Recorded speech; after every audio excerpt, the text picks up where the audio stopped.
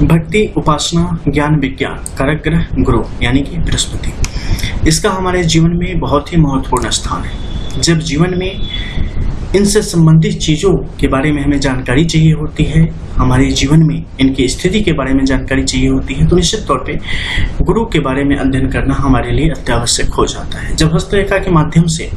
हम अपने जीवन के बारे में जानना चाहते हैं, अपने भविष्य के बारे में जानना चाहते हैं, वर्तमान के बारे में जानना चाहते हैं, तो इसे कहीं से भी हम नज़रअंदाज नहीं कर सकते, क्योंकि सारे पहलुओं के मिलने के बाद ही हमारा जीवन पूर्ण होता है। इस हस्तरेखा के माध्यम से जब आप गुरु का आकलन करते हैं तो कुछ खास चीजों पर ध्यान देना अत्यावश्यक हो जाता है। सबसे पहले ये पर्वत क्षेत्र की स्थिति कैसी है, ये कितना दबा हुआ है, कितना समतल या सामान्य स्थिति में है, या कितना उभार है, क्योंकि इसके अनुसार, इसी के हिसाब से इसके फलों में जो बेसिक जो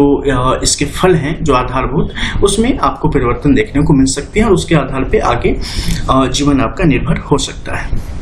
इसके अलावा इस पर कई सारी रेखाएं होती हैं, जिसमें इनर लाइंस होती हैं, छोटी छोटी जो नलिका रेखाएं होती है वो यहाँ पर होती है। इसके अलावा यहाँ पर आपको टेम्पररी लाइंस यानी कि और स्थायी लकीरें और परमानेंट लाइंस यानी कि अस्थायी लकीरें भी यहाँ पर पाई जाती है, यानी कि दोनों तरीके की लकीरें यहाँ पर आपको दिखेगी उभरी हुई। तो इन तीनों स्थिति में ये किस प्रकार से आपके जीवन को प्रभावित करता है, साथ ही अगर यहाँ पर कुछ सिंबल बन रहे हो, यानी कि आपस में जो टेम्पररी या परमानेंट लाइन है वो सब मिलकर किसी सिंबल का निर्माण कर रही हो, तो ये किस तरीके से आपके जीवन में इसका फायदा या नुकसान है, इसके संबंध में भी आपको जानना चाहिए। तो कुछ बेसिक पहले यहाँ का बता देते हैं, उसके बाद आपको इस हथेली से संबंधित कुछ चीजों पर हम टिप्पणी करेंगे, विश्लेषण करेंगे, जिसके बारे में आप समझ के अपने ज्ञान में वृद्धि कर पाएंगे। अब देखो यहाँ पर जो स्थिति बन पड़ी है, जैसे कि जब भी अगर गुरु की स्थिति बिल्कुल ढलवा हो, यानी कि अंदर की तरफ दबा हुआ हो, तो निश्चित तौर पे वहां पर गुरु का जो पूर्ण फल है वो जातक के जीवन में नहीं आ पाता और जातक के लिए एक संघर्ष की स्थिति हमेशा बनी रहती है, जो जिसके कारक ग्रह है उस क्षेत्र में। इसके अलावा जब सामान्य स्थिति होती है तो व्यक्ति कर्म आधारित जीवन जीता है। अगर वो चीजों के प्रति मेहनत करेगा, चीजों को करने की कोशिश करेगा, तो उसे वहां पर प्राप्त होने की स्थिति आती चली जाती है। वहीं अगर एक उभार पर हो सामान्य गति में,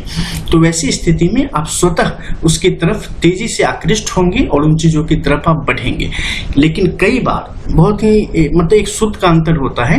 कि सामान्य उभार और अति प्रबलता। तो जैसा कि आप जानते हैं, अति सर्वत्र वर्ज्यते, अगर ये अति प्रबलता में आ जाएगा उभार, तो वहीं पर ये सारी चीजें जो है ना वो लिमिट से बाहर चली जाएंगी। जैसे कहा जाता है ना कि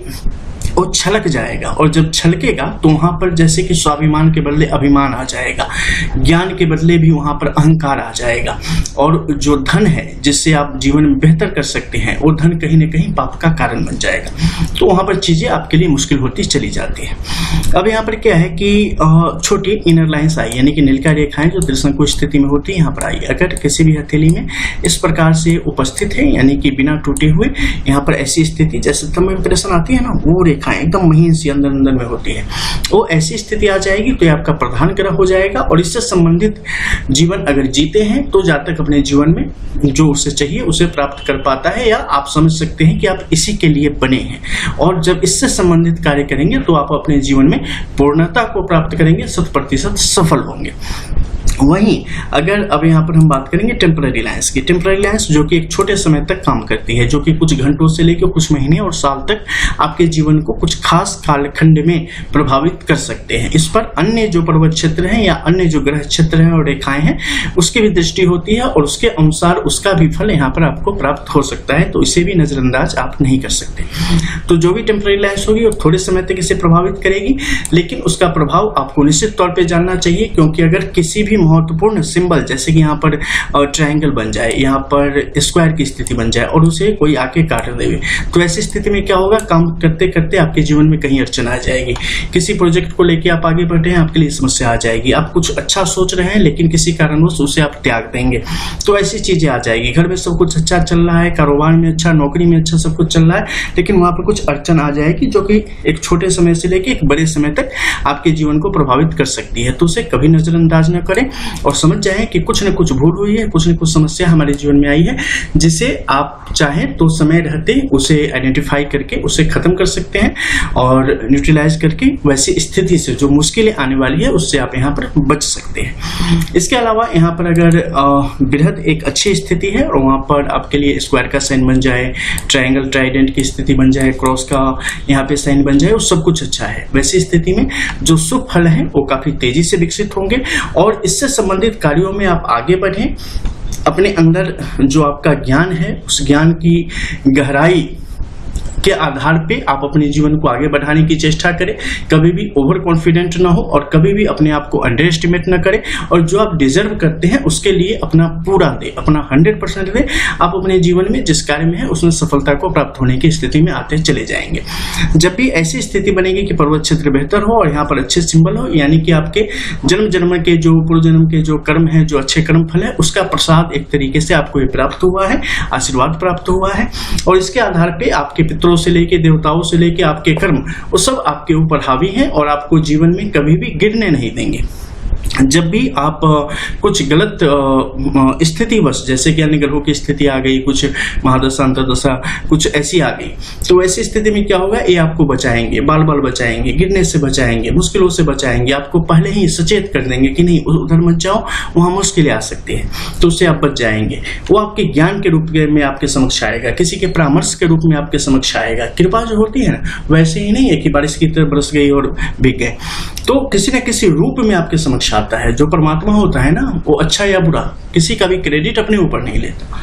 ठीक है। वो किसी न किसी के माध्यम से, किसी विचार के माध्यम से, किसी सोच के माध्यम से, किसी व्यक्ति के माध्यम से, किसी वस्तु के माध्यम से आपके समक्ष तक वो चीजें आती है, बिकॉज उन्हें आपसे मतलब भी नहीं है। वो एक आत्मा और परमात्मा के बीच का, एक ब्रह्म और एक ब्रह्म के बीच का जो है वो तालमेल है, एक बातचीत है। तो बहरहाल ऐसी स्थिति में जब भी यहाँ पर बने तो उसका पूर्ण फल जातक को यहाँ पर प्राप्त होता चला जाता है।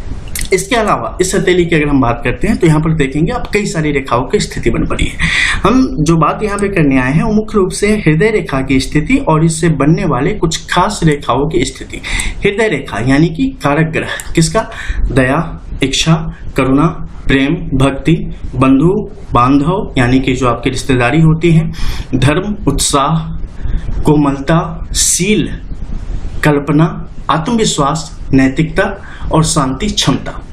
इस सब का कारक ग्रह है। ये सब कुछ आपके जीवन में अगर सम रूप में या विषम रूप में, अच्छी स्थिति में या बुरी स्थिति में, क्योंकि ये उलट भी हो सकती है। प्रेम है वहां पर तो घृणा भी हो सकती है, भक्ति है वहां पर तो आपके अंदर जो है सो बुरी भावनाएं भी हो सकती है, इच्छाएं हैं तो बिना इच्छा के भी हो सकते हैं, दया है तो वहां पर क्रूरता भी हो सकती है, बंधु बांधव भी आपके जीवन में है तो हो सके आप बिल्कुल एकला चलोरे वाली कहानी भी आपके जीवन में हो सकती है, धर्म है तो अधर्म भी हो सकता है, उत्साह है तो बड़ी निरस्ता भी हो सकती है, कोमलता है तो कठोरता भी हो सकती है, शील है तो बस आप समझ जाए वैसी स्थिति भी हो सकती है,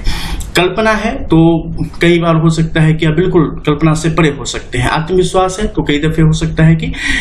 मतलब जीवन में उत्साह का जो है ना कहीं दूर दूर तक आपके साथ कोई तालमेल ही नहीं बैठ रहा हो, तो बहुत ही मुश्किल में आप हमेशा रहते हुए आत्मबल बहुत कमजोर हो रहा हो, नैतिकता हो भी सकती है और ठीक इसके उलट जो है सो आप बहुत अनैतिक भी हो सकते हैं, शांति नहीं भी हो सकती है, बहुत अशांति भी हो सकती है, क्षमता के बदले बिल्कुल भी आप अपने आप पर भरोसा नहीं करने वाले भी हो सकते हैं। तो ये दोनों का एक स्थिति है, यानी अगर ये अच्छी स्थिति में है तो इस सब के जो बेहतर है वो आपको प्राप्त होंगे, लेकिन वहीं अगर इनकी स्थिति अच्छी नहीं है तो जो मैंने उल्टा बोला वो स्थिति आपके जीवन में यहाँ पर आ सकती है। तो इस कारण गुरु के माफ कीजिएगा हृदय रेखा के क्षेत्र को निश्चित तौर पे देखा जाना चाहिए, एक एक जो मतलब छोटे छोटा पार्ट है ना उस सब को देखा जाना चाहिए, थोड़ी दूर भी आप इसे अंडर एस्टिमेट नहीं कर सकते, यहाँ तो सीधी जा रही है नहीं, उसका फल वहां पर देखना पड़ेगा क्योंकि उसके आगे पीछे दोनों तरफ ग्रह हैं, उसके आगे पीछे दोनों तरफ टेम्पररी लाइन्स हैं, उस तरीके से उसे प्रभावित कर रही है, उसे देखना पड़ेगा, ठीक है। तो सामान्य तौर पर देखो तो जब भी हृदय रेखा की ये स्थिति बहुत ज्यादा गुरु के क्षेत्र में आए ना तो ये आपके अंदर लचीलता को लाता है, ठीक है, लचीले होते चले जाते हैं लोग, ये हर चीजों को करते हैं लेकिन जो करने में जो कठोरता होनी चाहिए ना वो नहीं रख पाते, जो अनुशासन होना चाहिए वो नहीं रख पाते, क्योंकि इनके पास अगर आता है तो बड़ी तेजी से बहुत ज्यादा समृद्धि के योग हमेशा बने रहते हैं, ठीक है, लेकिन वो उन चीजों को जिस तरीके से सजा के सहेज के आगे बढ़ाना चाहिए उस तरीके से वो बढ़ा नहीं पाते और अपना पूर्ण उपयोग वहां पर नहीं कर पाते। तो जब भी ऐसी स्थिति आए, जातक को अपने जीवन में निश्चित तौर पे काफी ज्यादा अनुशासन लाना चाहिए, काफी ज्यादा गंभीरता लानी चाहिए और चंचलता से, चपलता से, वाचलता से, इन चीजों से जातक को यहाँ पर निश्चित तौर पे बचना चाहिए। और भक्ति के प्रति, स्पिरिचुअलिटी उनके अंदर यानी कि आध्यात्मिकता उनके अंदर काफी तीव्र गति से बढ़नी चाहिए और अध्यात्म के प्रति इनकी रुचि जो है सो हमेशा बढ़ती ही रहनी चाहिए, तो जातक के लिए अच्छा होता है। ऐसे जातक दूसरों की इच्छाओं की पूर्ति में अपना दमखम न लगाएं तो ज्यादा अच्छा है और जो सही है बस उतना ही करने की आवश्यकता है। फिजूल खर्ची से हमेशा बचे, बहुत ज्यादा बोलने से हमेशा बचे और अपने जीवन में जहां तक हो सके दान पुण्य वगैरह के काम निश्चित तौर पे बहुत तीव्र गति से और ज्यादा से ज्यादा करें, लेकिन हमेशा अपनी वर्तमान हैसियत देख के जब जिस समय जैसा रहे उस हिसाब से निश्चित तौर पे हमेशा करते रहे। इसके अलावा ऐसे लोगों को कभी भी भावुकता को अपने अंदर ज्यादा जगह नहीं देनी चाहिए, क्योंकि भावुकता कई बार आपको ले डूबती है, तो इससे बाहर निकल के रहें, कठोर फैसले लेने से कभी बचे नहीं।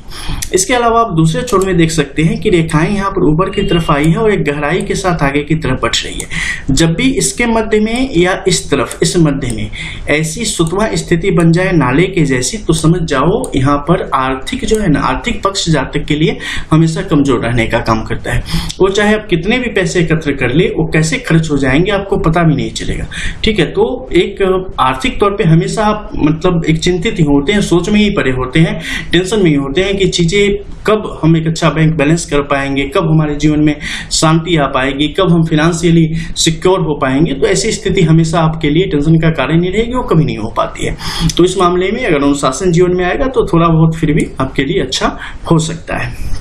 इसके अलावा हृदय रेखा की यहाँ की स्थिति को निश्चित तौर पे देखिए। यहाँ पर जैसे कि आप देख पा रहे हैं, रेखाएं एक दूसरे को काट काट के आगे की तरफ बढ़ रही है, एकल रेखा के रूप में बिल्कुल भी आगे नहीं बढ़ी है। छोटे छोटे यव रेखाएं यानी कि आपस में बीच में गैप गैप करके आगे की तरफ बढ़ रही है। जब भी ऐसी स्थिति आएगी, जिनका भी एक कारक ग्रह है उनसे संबंधित जीवन में समस्याएं आपके निश्चित तौर पर पनपेगी। खासकर अगर हम देखें तो वैवाहिक संबंध में भी जो है विभिन्न प्रकार की समस्याएं यहाँ पर रोजमर्रा के जीवन में आने की स्थिति बन जाती हैं। इच्छाएं आपके मतलब बेचैनी का कारण यहाँ पर बन सकती है। अपनों के साथ जो आप करेंगे वहां से उस तरीके से आपको नहीं मिलेगा। आप कहीं दया दिखाएंगे लेकिन सामने से आप उपहास के कारण बनेंगे। आप हमेशा कुछ एनर्जेटिक आप रहेंगे, पॉजिटिव सोचेंगे, लेकिन आपके आसपास नेगेटिविटी बहुत ज्यादा फैलती चली जाएगी। इसके अलावा और भी बहुत कुछ है जिसमें आपको काफी कंप्रोमाइज करने की स्थिति आती चली जाती है और जीवन कहीं ना कहीं उदासीन और संघर्षमय होता चला जाता है। ठीक है, इसमें कई सारी चीजें टूटती हैं, बिखरती हैं, चलती हैं, जिंदगी जैसे तैसे करके आगे की तरफ बढ़ती है। तो ऐसी सिचुएशन को यहाँ पे बढ़ाता है। तो जब भी ये वाली चीजें हों उस समय गुरु से संबंधित बहुत सारे उपाय हैं जो कि जातक को अपने जीवन में करने चाहिए। उससे क्या होगा कि इसके जो मुश्किलें हैं उससे आप बहुत हद तक बच जाएंगे और जीवन बिखरने से कई बार आपका बच जाएगा, जो कि भविष्य में जब आप नहीं जानते हैं तो उसके प्रभाव नहीं पता है, लेकिन भविष्य में आपको बड़ी मुश्किलों की तरफ लेते हुए चला जाता है। क्योंकि ये जब बिखेरता है तो फिर उसे सहेजना और समेटना कई बार हमारे लिए बहुत मुश्किल हो जाता है। इसके अलावा सूर्य के क्षेत्र में अगर आप देखेंगे तो यहाँ की रेखाएं बिल्कुल टूटी फूटी बिखरी हुई अलग अलग करके चलती चली जा रही है। देखो, ये जो वर्तमान जो विश्लेषण कर रहे हैं उसमें हम कुछ अन्य चीजों को भी लेके आगे बढ़ रहे हैं, कुछ स्वतंत्रता भी ली गई है रेखाओं के माध्यम से, ताकि अन्य हथेली में कुछ कुछ अलग भी हो सकता है। उस आधार पे आपको इसका विश्लेषण आपको हम बता रहे हैं, तो उसे इस तरीके से समझिएगा। अब यहाँ पर जो रेखाओं की स्थिति बन पड़ी है, देखो कई सारी चीजें ऐसी हैं जो कि बिल्कुल अलग अलग होकर आगे की तरफ बढ़ रही है। कुछ रेखाएं एक रूप बनने की कोशिश कर रही थी लेकिन वो बन नहीं पाई और एक तरीके से पूरा गड़बड़ झाला हो गया है। जैसे किसी छोटे से बच्चे को कलम पकड़ा दो तो क्या करेगा, पूरे कॉपी पे जो है ना ऐसे ऐसे लकीरें बस ऐसे ऐसे ऐसे बना के कर देगा, मतलब कुछ बन नहीं रहा है। तो ये स्थिति सूर्य के कमजोर होने की यहाँ पर स्पष्ट घोतक होती है। ये आत्मबल को कम करता है, ऊर्जा को कम करता है, आपके चमक को कम करता है और आपके जो दृढ़ प्रतिज्ञा लेने की क्षमता है उसे कम करता है। इसके साथ ही जब आप कुछ बना लेते हो कि नहीं हम अपने लिए ऐसा नियम बना रहे, इस तरीके से अपने जीवन में आगे बढ़ेंगे, उसे पूरा नहीं होने देगा, आपको शिथिल कर देगा, आपको कमजोर कर देगा। ठीक है, तो ऐसी स्थिति आपके लिए परेशानियों को बढ़ाता है और कई दफे गुस्से को बहुत ज्यादा बढ़ा देगा। नेत्र और बोन्स रिलेटेड इश्यूज को भी आपके लिए काफी बढ़ा देता है, तो इस पर भी काम करने की आवश्यकता आपको पड़ती है। तो इस वीडियो में इतना ही, फिर मिलेंगे कुछ और नई चीजों के साथ। तब तक के लिए जय जय श्री राधे। रियल एस्ट्रो रंग एस्ट्रो।